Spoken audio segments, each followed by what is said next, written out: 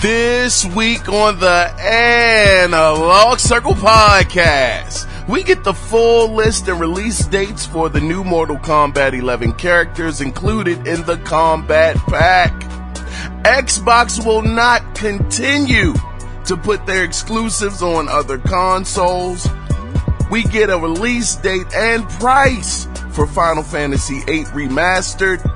Sony buys Insomniac Games, oh man! And Gears Tactics is releasing on Xbox One. All of these stories and quite a few more, my friends, in episode 110. Man, I want to welcome every last one of you brothers and sisters into the building. Come on in, take a seat. Kick your shoes off and just relax yourself, because we're going to have a good time today.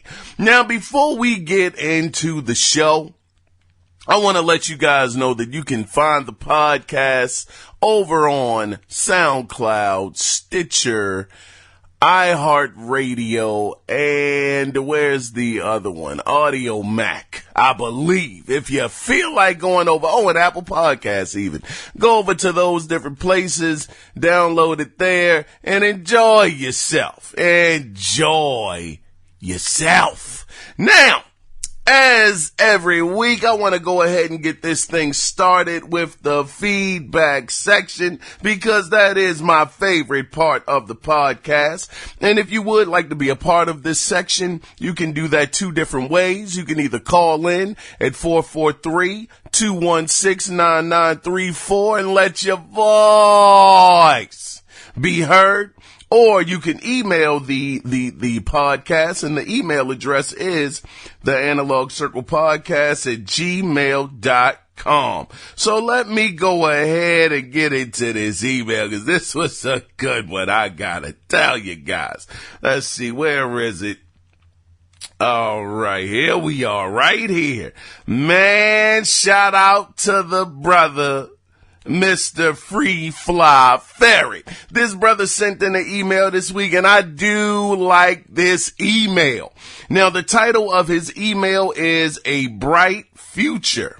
He says, my brother, he says, congratulations, I just promoted you to head of Xbox. We're kicking Phil to the curb and handing you the keys to the Emerald City.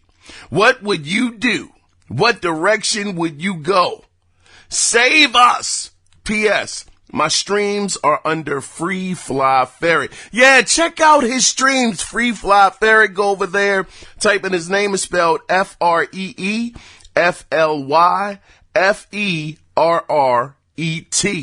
Now, Free Fly Ferret, brother, I love this. Oh, I love this right here. And I must tell you guys really quickly, before I get into my man's email, man, I apologize for the late show this week. My goodness, I am just getting enough time, and I got to get ready to get out of here again to handle some errands that I must take care of before the end of the day. So I might try to rush through this a little bit, but nonetheless, I did want to do the show. So sorry for the late upload, but I want to get into this. Oh, this is good. Oh my goodness. Okay, so for me, Free Fly Ferret, I'm getting hyped up. That's why I messed up your name. My bad, brother.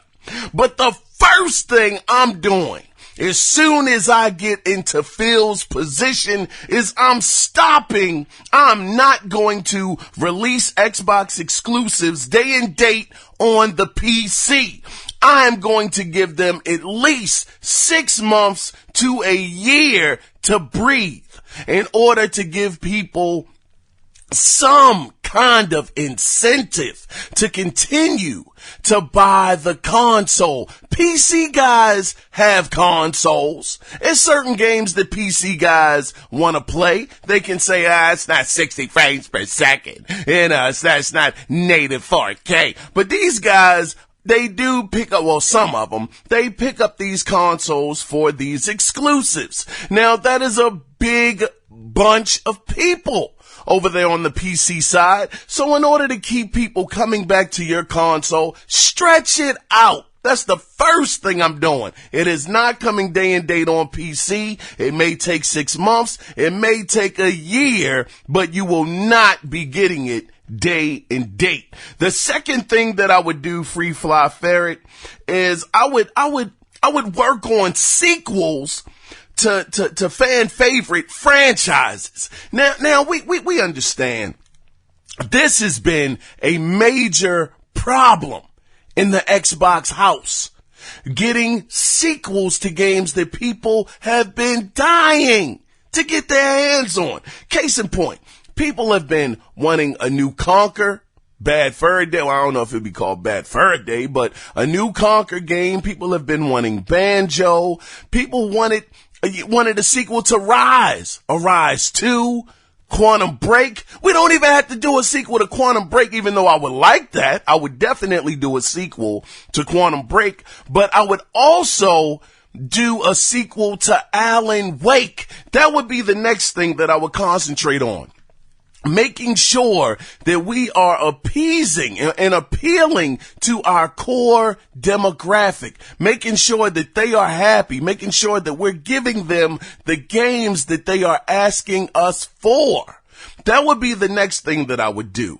Then after that, after we get that situation squared away and we're working on the sequels, we're getting everything together, I would want my studios to concentrate on AAA experiences. Now you might say, now wait a minute, Kiaun, AAA, everything AAA? Now this is the thing. Microsoft is in a hole right now that they absolutely dug for themselves. They did this.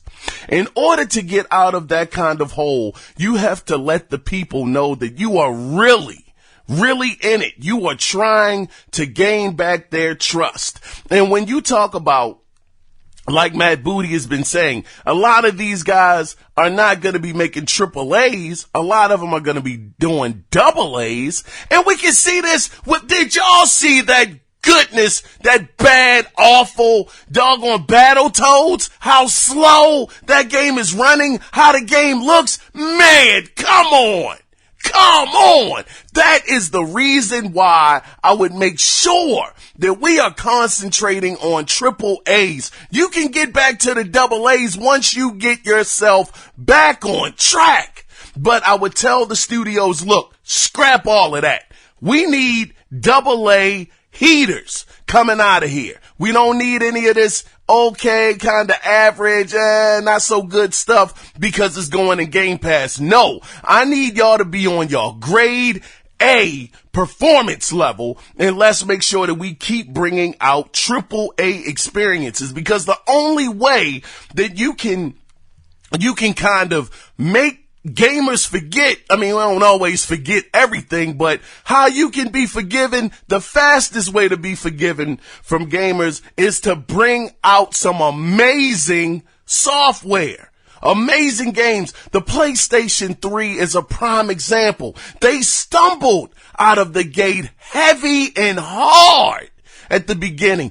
Arrogant Sony, $500 and $600 for the console. Don't worry, you'll get 2 jobs. People didn't take too kind to that. So what did they do? Towards the end of the generation, they start revving up and bringing out heaters. They start bringing out triple A experiences, and all was forgiven. So Microsoft, if I'm the head, that's what I'm doing. Triple A experiences moving forward until we get ourselves on some even ground where we then have that luxury of being able to go back to double A, because we would have already won back the crowd that we lost. Now, after I get that back on track, I'm going to 343 Studios, and I'm going to the coalition, and I'm going to tell them, look, I want y'all to work on other projects. I don't want y'all just to continue to work on Halo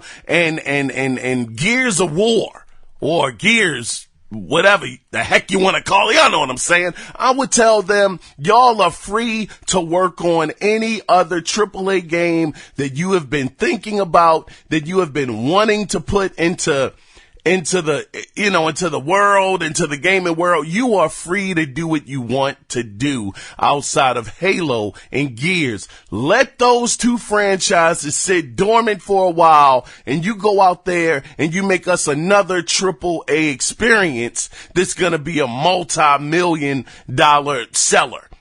And I think that would be awesome, because look, you look at what, Sony has done with their studios. They give them some free reign. I mean, look, the Killzone team, I forget their name, Guerrilla Games. If they had let them stick with Killzone, because Killzone was not setting the world on fire. They let them go out there, they let them work on Horizon Zero Dawn, and god darn, they came up with a hit. They got a hit on their hands. Once again, if Microsoft had let Bungie work on Destiny underneath their watch, they would have had another AAA hit. So this is what I would do. I would make sure that those studios were not regulated to just those regular franchises that they have already been working on. Now, after that, we get that on track. I'm going back to getting exclusive gaming content. I want the map packs first. I want that character skin on my platform first. I want to go back to the 360 era of doing things, making sure that I'm letting my fan base know that I have your best interests at hand first and foremost. So if they have this extra content that I can get on my platform, screw it. I want it, and I want it right now. That's the next thing I would do. Now, after that, I would make sure, and this is the last thing, because I'm getting ready to wrap this up, but I would make sure that I went to Marvel or DC, one of those guys, and got a daggone exclusive rights to one of their characters. Me, because I'm talking for myself, I would want to go get Hulk. Because I'm going to tell you, that Destruction game, oh my gosh, that game was absolutely tons and tons of fun. I still have that game. I would love to get a Hulk character, have him exclusive. I don't know for how many games or how long it would last, but I would make sure that I did that, because every other platform out there has this. You have PlayStation, they have Spider-Man, the Nintendo Switch, they got, what was it, the Avengers or whatever the Marvel game is they got, and Microsoft is just sitting out there in the wind, like, man, when is it going to be our turn? But that would definitely be a move that I would do. Either go to DC, I don't know, get Flash, or, I don't know about Flash or anything, but y'all know what I'm saying, or go out there and get them to give you their Justice League rights to a game or whatever. But, I'm going to get ready, wrap this up. But real quick though, you guys remember, I don't know if you may or may not, but Microsoft did have something in the works with Marvel years ago. This was back on the 360, where they were supposed to have a Marvel online only game, I guess similar to DC Universe, where they were in the works, and all of a sudden the deal fell through. We just didn't hear anything about it, anything more about it. But nonetheless, those would be the steps I would take, Free Fly Ferret, to get Microsoft or the Xbox brand back on track. It would be awesome if I could be in there, goddaggit, but these are just my thoughts. But anyway, Free Fly Ferret, thank you so much for the email, brother. So sorry that I'm recording the show so late in the week. And I apologize for my voice as well. It's cracking and being terrible on me. But anyway, I want to go ahead, because I am strapped for time, man. I want to go ahead and move into what we all come here for, goddaggit. And boy, was it a lot of it. So let's go ahead and get into the gaming news. Oh, man, that went down. Now, let's start off with some Minecraft news that pertains to PC players. Now, if you weren't aware, oh my gosh, NVIDIA is working with Mojang to implement real-time ray tracing via a free update for the Windows 10 version of the game. Now, let's go deeper into it. And let's find out what the Minecraft creative director, Sax person has to say about this. And I quote, he says, ray tracing sits at the center of what we think is next for Minecraft. GeForce RTX gives the Minecraft world a brand new feel to it. End of quote. Now that's the thing, man. We just were on here last week talking about how the Minecraft graphic big backpack or whatever the heck it's called got canceled off of the Xbox, and yet you guys go over to RTX and you daggone give them a pack for ray tracing. Now this is the thing. This is what I mean with Microsoft. They make their fan base feel like, dag, everybody else, especially the PC crowd, is more important than we are. Now, what would it have hurt to have Microsoft say, well, screw it. Look, the Xbox One X can handle it. I mean, look, the regular Xbox One can't. The PlayStation 4 can't. We're going to put it on our platform because this is what our player base deserves to have. What would it have hurt? We know that the Xbox One X can do native 4K. It was shown in Red Dead Redemption 2, which is one of the most taxing games of the generation. The game is humongous. And you mean to tell me you couldn't do this for your fan base, Microsoft? This is why they are in the situation that they're in. You guys can say, well, this is just ray tracing. This has nothing to do with 4K. My point is they are getting an update. The PC version is getting a major update, and the Xbox brand was supposed to have gotten a similar update, and they just canceled it. This is BS. But anyway, I'm not going to harp on this too much longer because I got to keep on moving forward. Now, let's talk about Final Fantasy VIII Remastered. Now, we have an official launch date of September 3rd. For this beloved game, and it will cost. This was a rip, man. I was blown away. The game is going to cost $19.99. Well, let me kind of pull back. At least the pre-order will on PlayStation 4. Now, it will also release on PC, the Nintendo Switch, and Xbox One. It also will come with a few added features, such as, now these features are pretty dope. Now, one of these features is being able to turn off all random encounters. It's also a 3 times turbo speed to get through the game faster, and there is a battle assist feature that maxes your HP and ATB bars. But if you get hit by a critical or lethal attack, it will result in instant death. I gotta say, Final Fantasy VII is the game that everybody says is just the most beloved Final Fantasy game out there. I would say, okay, you might have a point, because that was the first RPG I had ever sat down and played. It was absolutely amazing for what it did. The cutscenes were like nothing we had ever seen before for that time period. But Final Fantasy VIII, to me, it is a better game. It looks better. It played better. The weapons, who the world will ever forget the Gunblade? When I saw that weapon, and it was an Electronic Game and Monthly magazine, I was freaking blown away. I'm like, a Gunblade? That is way better than a Buster Sword. I mean, they really stepped their game up with Final Fantasy VIII. It is teetering on my favorite Final Fantasy, more than 7. It was just something about Final Fantasy VIII that was great. The story was awesome. Squall was a great character. I mean, I'm so excited about this game. And I mean, it looks clean. Oh, the game looks clean, brothers. I don't know if y'all have seen the new screenshots or some of the gameplay of it, But this game looks so good, man.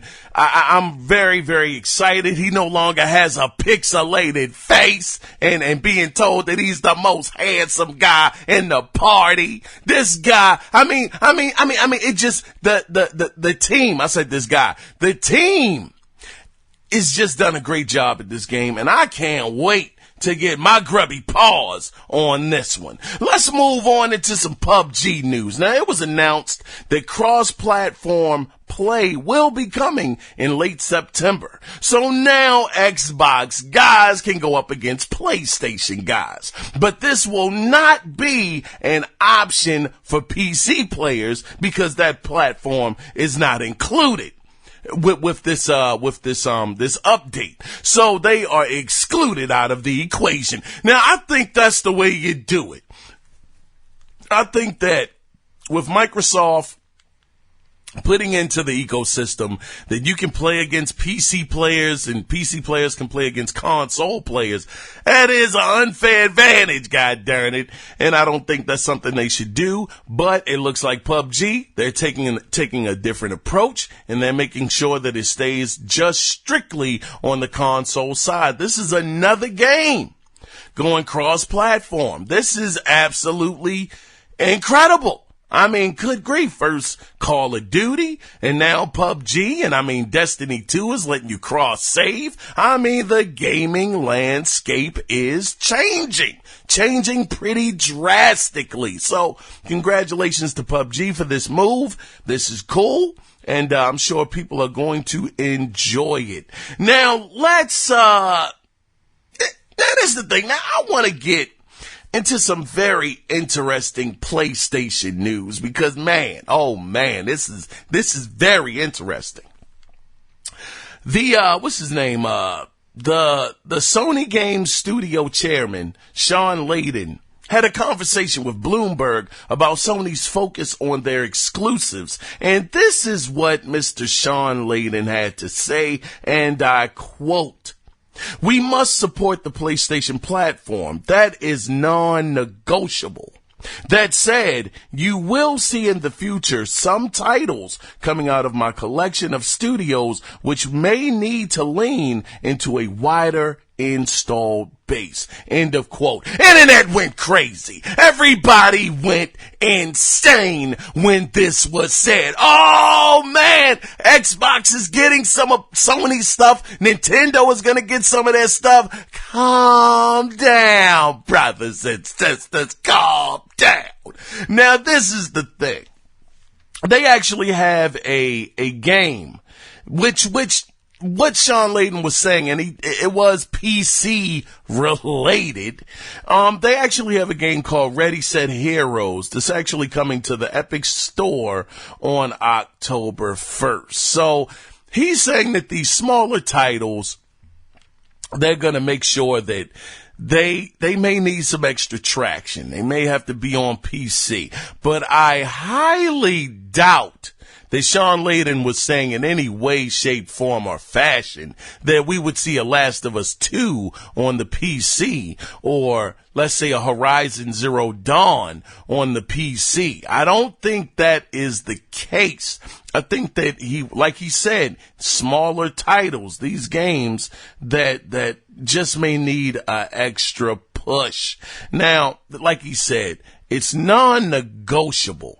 They are going to make sure that the PlayStation platform has the games that they need to make sure that that platform stays successful. So for people that think that this means that, man, it's getting ready to be a burn sale and Sony's going to be on several different platforms, I don't think so. At least I don't think it'll happen. Now, who knows what the future may bring? You never know. But for now, it looks like they're just concentrating on PC. Let's move on into the next story, though. Now, this next story is pretty amazing because you guys remember when The Witcher 3 was announced for the Nintendo Switch? The first thing a lot of us said was, how are they going to get that game to fit on a goddamn Switch along with all of the content? It's obvious that something is going to have to be cut out to make it fit. Well, according to CD Projekt Red senior producer Piotr Charzanowski, he said there was never a question of cutting anything from the port. Now, what makes this just absolutely incredible, in my opinion, is this is the complete edition, which will include Blood and Wine and the Heart of Stone expansion packs, which are massive experiences alone. Oh, and if you weren't aware, this game is going to release. We got a release date for this. The Witcher 3 on the Nintendo Switch will release on October 15th. But this, I looked at the game. I saw it on Digital Foundry. They had like 3 gigabytes of memory or RAM to work with. And CD Projekt Red pulled it off. I'm like, God, dog, this is some black magician trickery going on right now. It was absolutely great to see it. I never thought it would be a time where you would be able to play a game like The Witcher 3 on the go. Listen. CD Projekt Red. This is absolutely amazing. I understand that it's not going to be up to snuff with the Xbox One or the PlayStation 4 or definitely not the PC, but just the fact that you can take this kind of game, a console game on the go, and this is legit. This is super legit. This is amazing. Nintendo, they have gotten some of the best support for the Nintendo Switch I have ever seen Nintendo get, like I said, over, during their decade, maybe longer. They are just getting so much love and support and just so much software coming out. That console, it is no reason why the console shouldn't be selling as good as it's selling, or hybrid console, whatever you want to call it. But this is amazing news. I think it looks great. For it to be on a Switch, The Witcher 3, I think they did a fantastic job. Now, I've only seen it in portable mode. I haven't seen it hooked up to the TV yet, but I was more interested in the portable mode just to see how well it handles the performance on that handheld. And darn, just bravo. It's excellent. I'm really looking forward to seeing what this scores, looking forward to seeing what people say about it once it gets out there in the wild on the 15th of October. Think this is just fantastic. Just excellent news. Now, I want to get into, oh shucks. Now let's talk about something that is very interesting coming out of the Xbox camp. Now, this is the official statement that the company provided to GameIndustry.biz, and I quote, "The past year has been an exciting time for us as we have more than doubled the internal creative teams making up Xbox Game Studios. As these new studios transitioned in, we were aware of some existing commitments to other platforms and will honor them. However, on making games for our platform, I messed that up. Okay. However, going forward, these new studios will focus on making games for our platform. We have no plans to further expand our exclusive first-party games to other consoles. We continue to believe deeply in cross-play and progression of games with the right flexibility for developers to ensure a fair and fun experience." End of quote. Now, this right here. Now, just like that, this is the thing, man. We have heard for years, Microsoft has had a problem with everybody being on the same chord. You know, at the release or the E3 2013, when they were asked about the Xbox One, about the DRM, you got like 9 different answers where there was no cohesiveness in with what the higher ups were saying. So I mean, Matt Booty just said, yeah, if it makes sense, we'll put it on another platform, or if it makes sense to keep it an exclusive, we'll keep it an exclusive. And I believe, now don't quote me on this, but I believe this quote came from Aaron Greenberg. I hope I'm not saying the wrong person, but I think it came from him. Now, if this is to be believed, now all of a sudden, they're no longer putting their games out there on different platforms, or at least consoles, because they did say console. I'm sure PC, it's still going to be coming to PC day and date. It's not going to be a change there, but they at least, here's the thing. This is good news. I guess that we can say, okay, that they're finally getting it. They're understanding that, this is something they need to do. But the messaging is so convoluted at times over at Microsoft. You don't know what to believe. Good grief. I think this is great if it happens, if they make sure that their teams are just concentrating on Xbox, on the Xbox platform, and not worrying about being the biggest publisher on several other platforms, then I think that would be fantastic. We'll have to see if this actually happens and it comes true and they start really concentrating on their own brand. Granted, anyway, we're real quick though. Oh my gosh. Before I forget, Gamescom happened. God darn. Look, that Death Stranding joint, I don't know, peeing on a ground, a mushroom growing up. I don't know what the frick's going on with that game. I have no idea. I'm not even going to get into that, but that daggone Gears 5? Oh man. Hey, look, listen, man, I have been down on Gears, brother. At E3, I was super pissed. I was hot at daggone Rod Ferguson. Like, what the frick are you doing, man? What is this?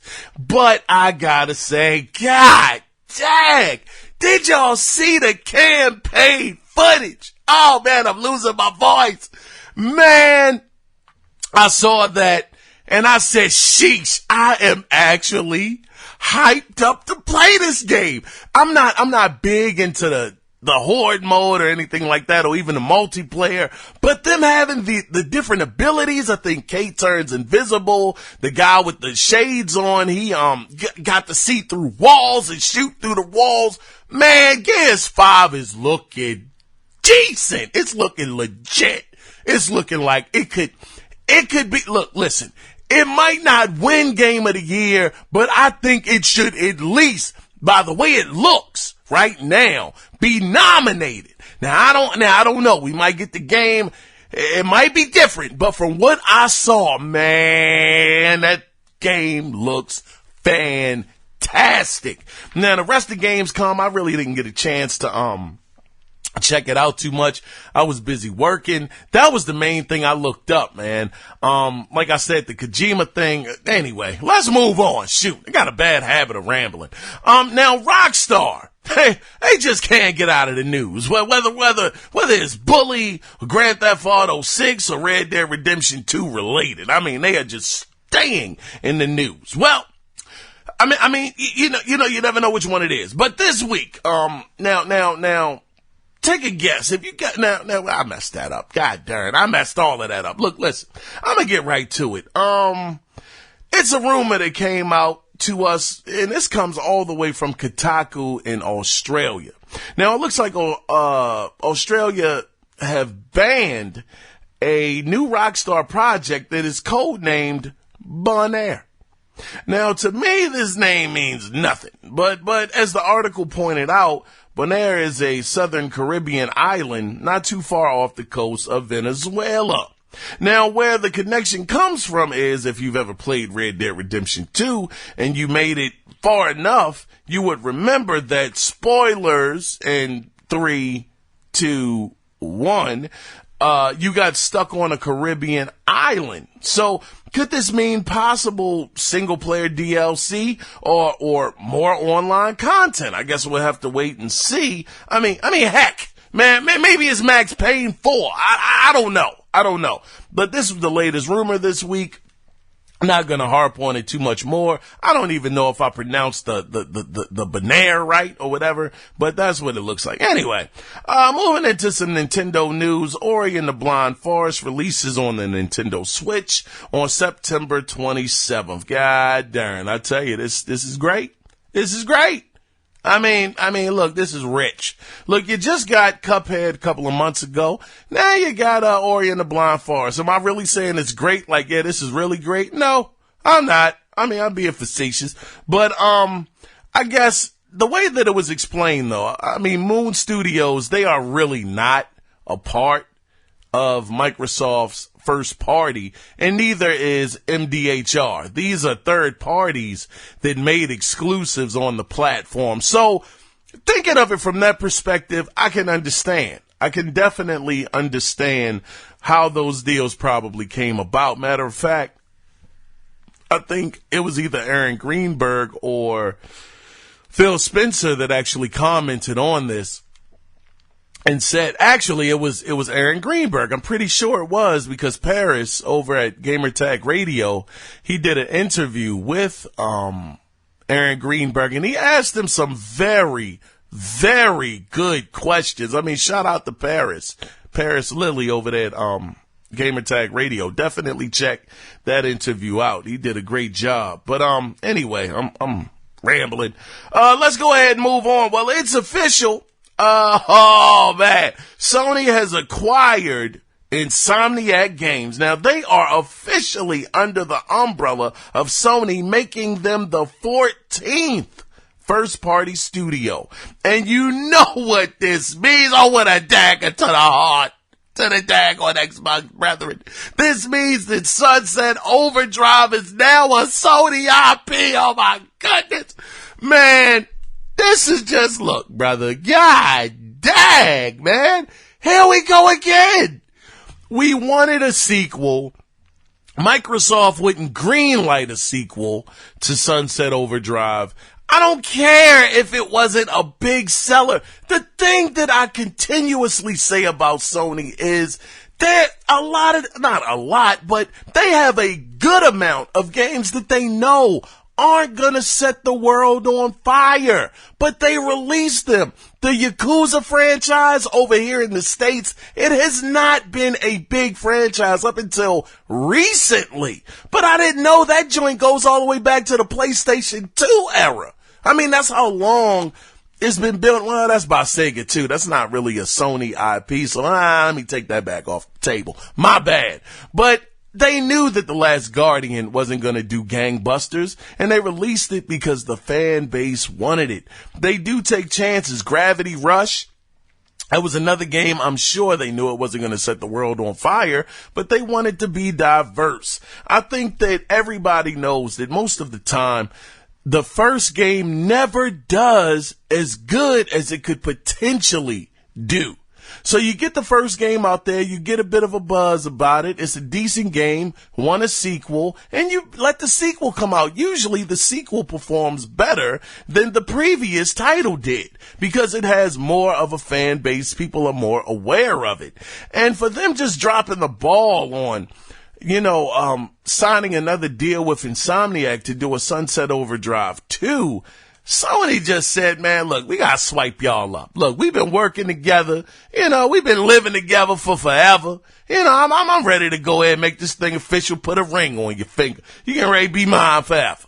And I mean, that's what basically happened. They said, look, we've had a long relationship with each other. It's been a many, many years. Time to just make it official. And with that deal, they got Sunset Overdrive, and they asked them about it, and they were like, well, we don't know anything about it yet. We haven't really given it much thought, but I guarantee you, man, the way Sony is, brother, Sony is so petty. It's so calculated. It's just so amazing. They love taking the thunder away from daggone Microsoft. They do anything they can.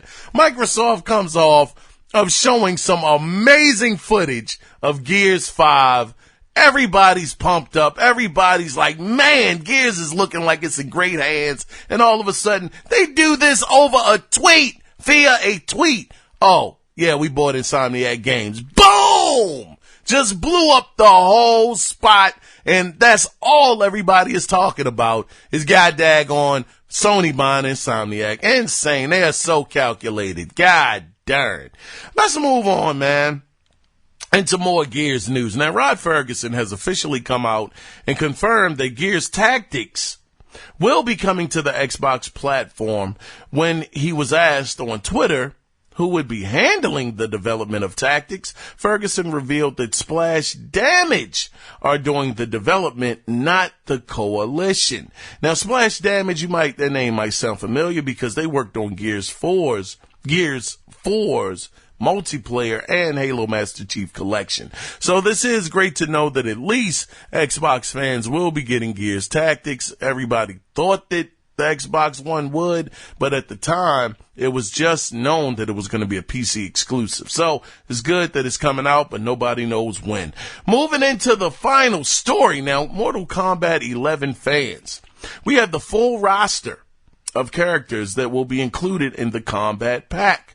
Now, let's exclude Nightwolf and Shang Tsung because, we knew they were going to be there. But the characters that are coming to the game are Terminator, the Terminator T-800 will release October 8th.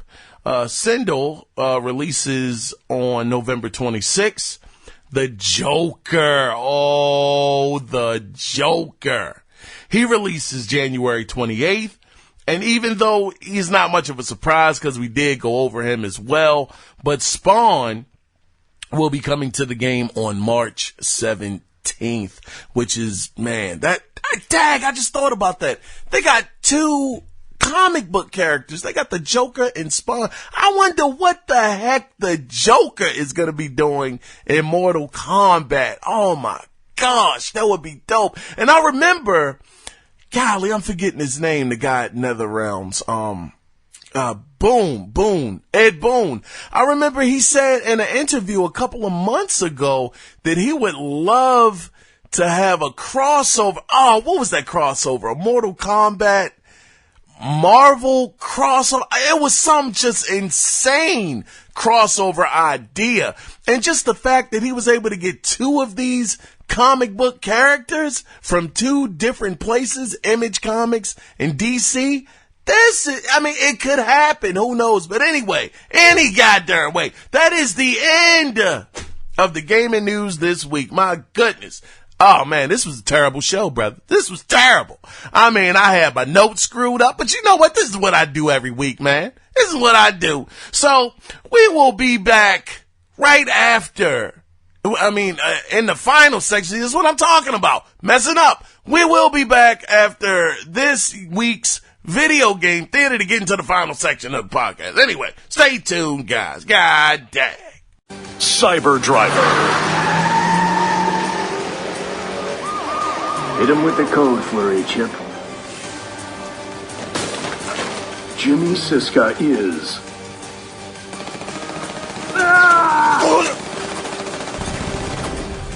Got no choice, kiddies.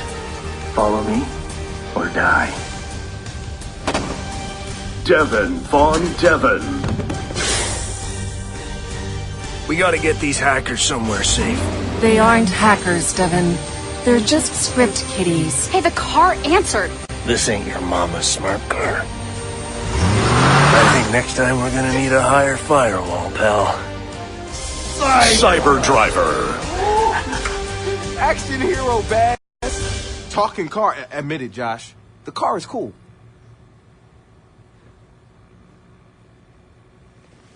You know what I'm thinking?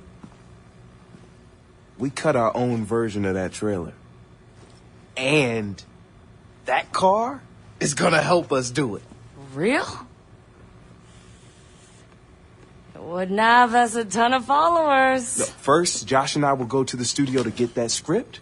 We'll look around and see what other gems they have about DeathSec, and we'll look for the car. All right, so what's the deal here? Are we issuing an advisory? And welcome back, guys. Welcome welcome back. We are in the final section of the podcast, and as of course every week I ask you fine listeners out there a question, and this week's question is, does supporting one console make you a fanboy? I've always wondered about this because, quite honestly, I've been blessed enough to have not been regulated to one console. Ever since I was a young kid, my parents always were able to afford to buy me various different consoles. So I was never regulated just to the Super Nintendo. I had the Sega Genesis, I had the Nintendo 64, I had the PlayStation, and then as an adult, I bought the Dreamcast, PlayStation 2, had Atari back in the day, and television. It's never been a problem, and I'm grateful for that, to go out and buy several different consoles, or have had several different consoles in my life. So for me, it's never been a thing of, well, I only like this platform, so I'm only picking this platform up, because for me, it's truly about what platform has the best gaming experiences on it. And if I can't get a certain gaming experience on one platform, then, and if the game is worth me going out and buying a platform for that one game, then I'm more than willing to do that. But now it seems like people have just a crazy allegiance to just one console, and that has never been the case for me. So I just want to know, does that make you a fanboy? Does supporting one console make you a fanboy? I would love to get you guys' opinions on this. Me personally, it's a toss-up. I would say yeah, but then I might say no, because you never know. It might not be something on that platform that the person is actually drawn to. But anyway, if you want to be a part of this discussion, you can do it two different ways. You can either call in at 443-216-9934 and let your voice be heard, or you can email the show, and the email address is theanalogcirclepodcast@gmail.com. But before we get out of here, man, this code, I don't know what you brothers and sisters are doing out there. I don't know what the heck is going on. Y'all on such a great roll, but this Xbox Game Pass code for 1 month of Xbox Game Pass, as far as I know, nobody has emailed me or told me that it's been used, so I'm gonna read it off again, god dog it. Play Gears 5, day and date. Well, actually 4 days early if you get this. So look, here's the code again. It's YF-V9Q Y6 FF2 YK DKK G7 DCJ 2VD 9Z. Go ahead and type that in. Let me know that you got it. But man, I'm out of here, man. I'm out of here. Sorry for the late upload, but god darn, hopefully you guys enjoy it. So with that being said, we'll be back at it again next week. It might be daggone late in the week next week, but we will be back for sure. Nonetheless, before we get out of here, always remember, it is not about the consoles. It is about the games. So with that being said, guys, you guys take care. Be safe out there. Bye-bye.